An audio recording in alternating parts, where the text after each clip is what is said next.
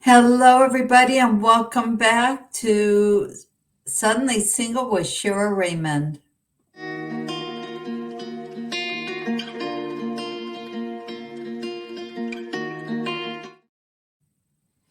Hi, so today we have a really important topic to talk about. As we're learning more and more about emotional intelligence and things that we can do to help ourselves become the best versions of ourselves, we need to understand what is apathy and how does this affect us in a negative way. So when we begin to look at apathy, it expresses itself in negative statements. And we can often see and hear this when we say, who cares? It's boring. It's just so hard, right? When we're making excuses for ourselves, we're keeping ourselves small and in negative places. And maybe you feel so beat up because of life and your experiences that you had. But it's a choice whether you want to stay there or not. And so often, what comes with apathy is we make excuses of why we cannot move forward or to create different things in our lives. And often, that self talk will show up as I'm too old, or I'm too young, or I'm going to fail, so why should I even try? Oh, it's doomed from the beginning. Nothing ever goes my way. Why bother? And as we talk about often, we have to understand that everything that is energy and vibration, like attracts alike. And so if we're talking in negative self talk constantly, then we're going to get more negative things in our lives that are going to verify the truth of those statements. So this apathy can show up in all areas of our life or only aspects of our life. So an example of where it could show up, let's say you're a very successful person at your job, and all of a sudden your boss wants you to start doing public speaking, and that scares you to death. Right? Maybe you were in plays when you were a little kid and you couldn't remember your lines, and you weren't very good and people laughed at you and you felt embarrassed. And so now you have this mindset that, oh, I can't do this. It's not going to work for me. And I had a client who had come to me for public speaking. He had a fear of it. And in his job, which he was very successful at, he was going to have to do more public speaking.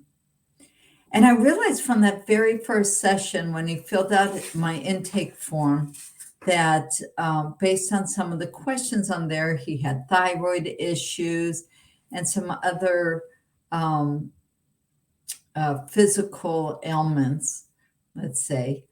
And so when he came to see me the first time and we were going over his intake form and talking, now, why is thyroid important?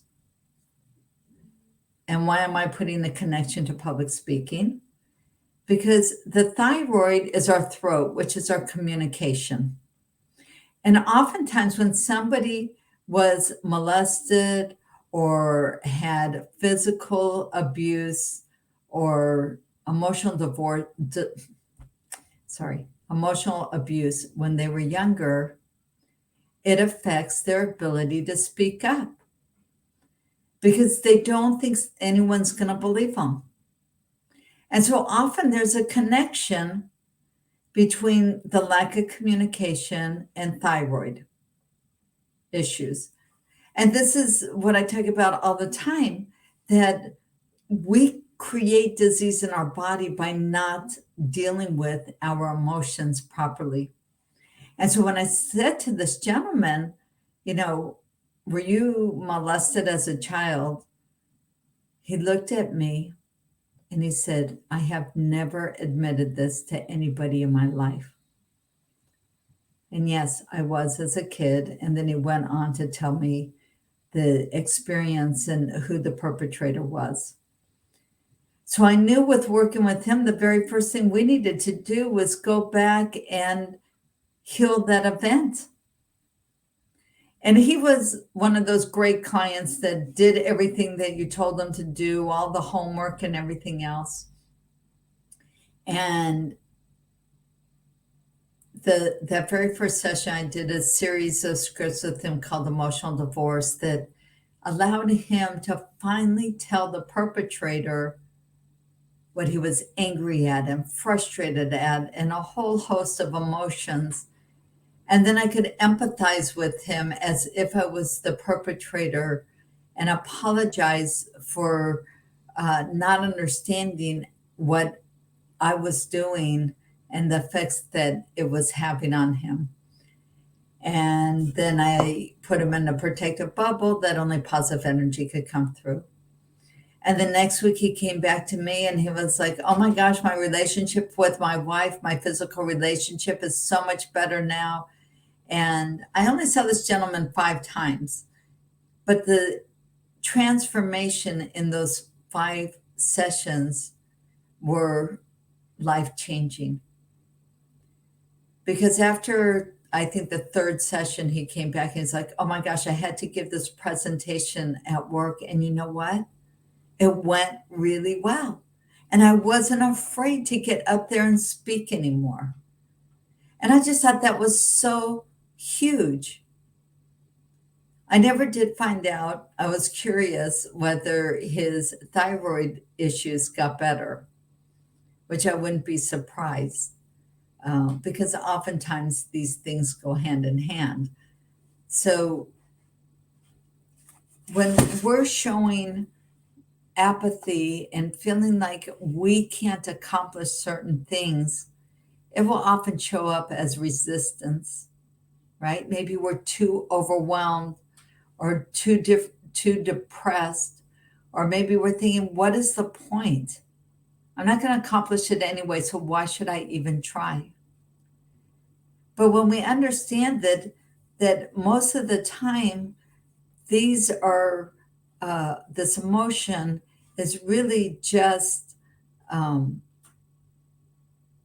based on fear,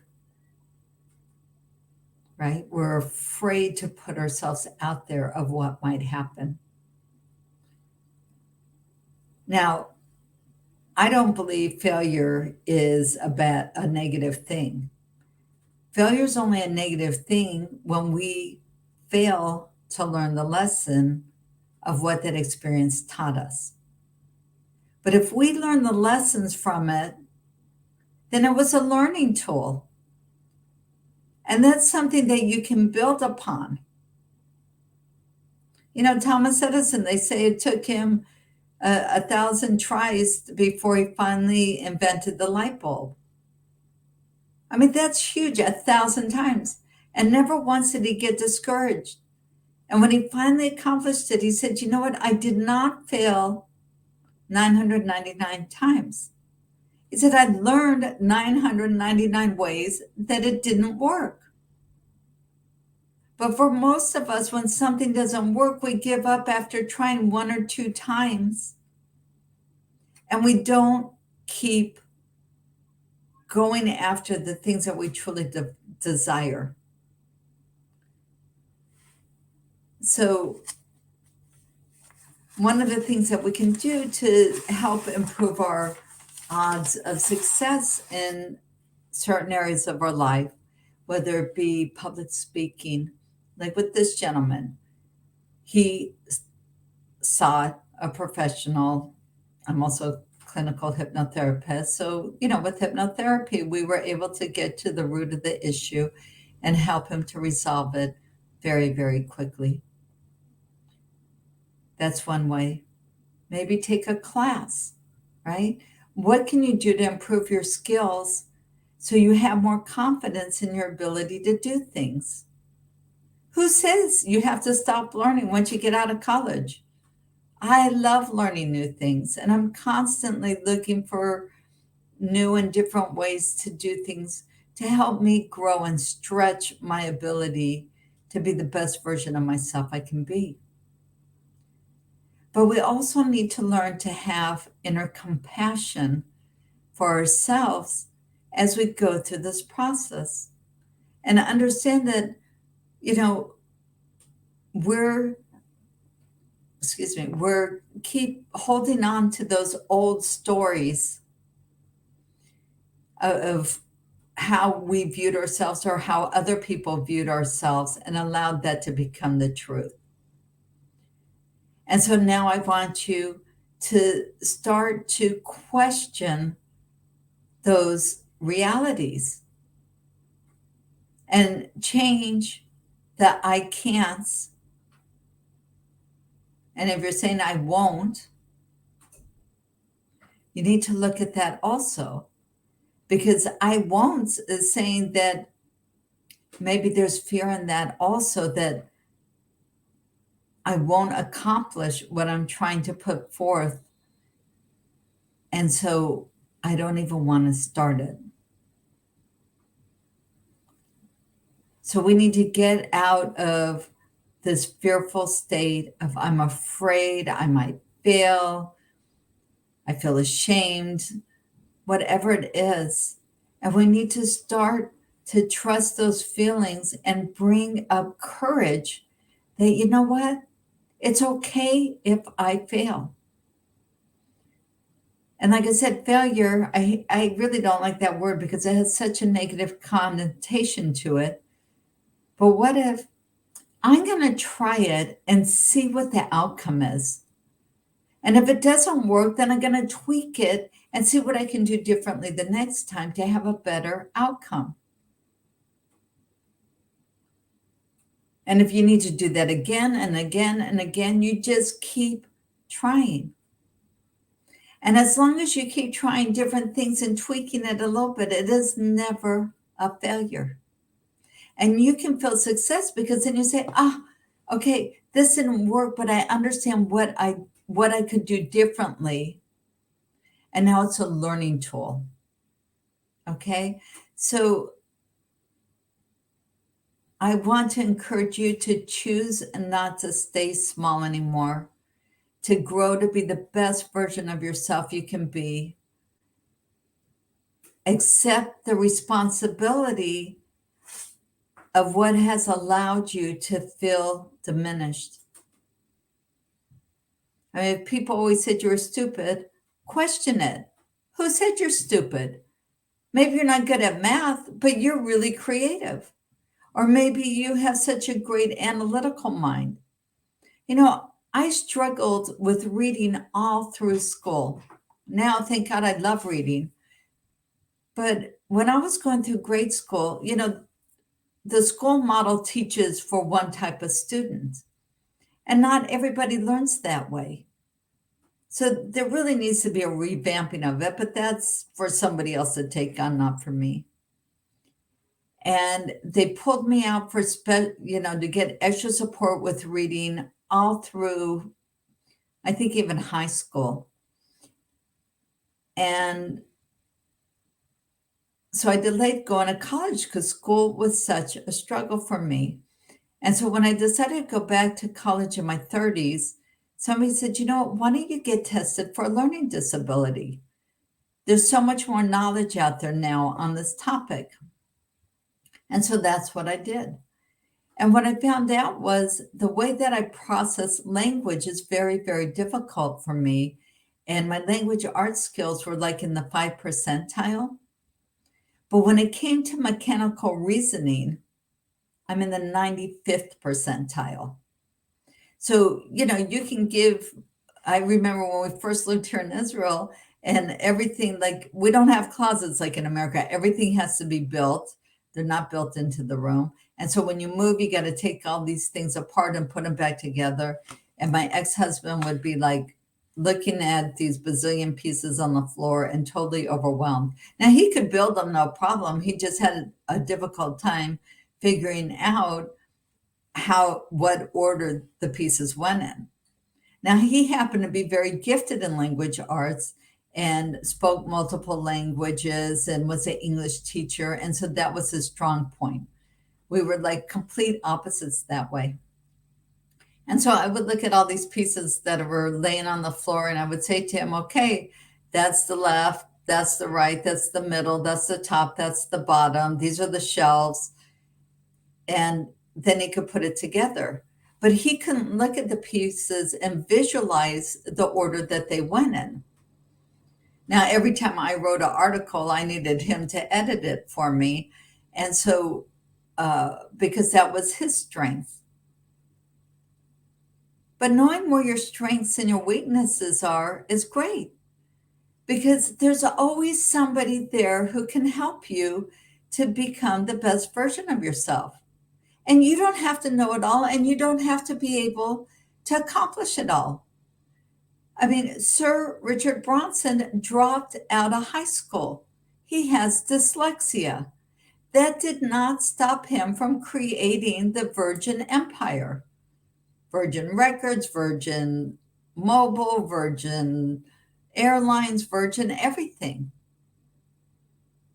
You just hire people to accomplish the things that is not your strong point. And that's okay because nobody's gifted with being perfect in every single area of life. So I want you to start to change the programs that are going through your mind. Begin to question whatever it is that's keeping you small. Start to believe that you can accomplish what you set your mind to, and then work at it. And if it didn't work the first time, tweak it and do it again and again. I mean, I'm happy to say I have, like I said, a disability with the way I process language. I've already been in three book anthologies, and I've written my own personal book that I'm doing a little bit of tweaking to, and then I'm going to publish that as well. I never thought I would be an author, but I didn't allow what I thought when I was young that held me back and kept me small from growing and accomplishing something different. Because I can hire editors to edit the book for tone, for grammar, for the tenses, everything else. I don't have to know that anymore. So what I'm saying is, don't be afraid to put yourself out there. Don't be afraid to find people who can help support you in your journey to accomplish the things that you want to accomplish in life. And continue to grow and question everything negative. All right, we'll see you later this week on the Daily Dose. Looking forward.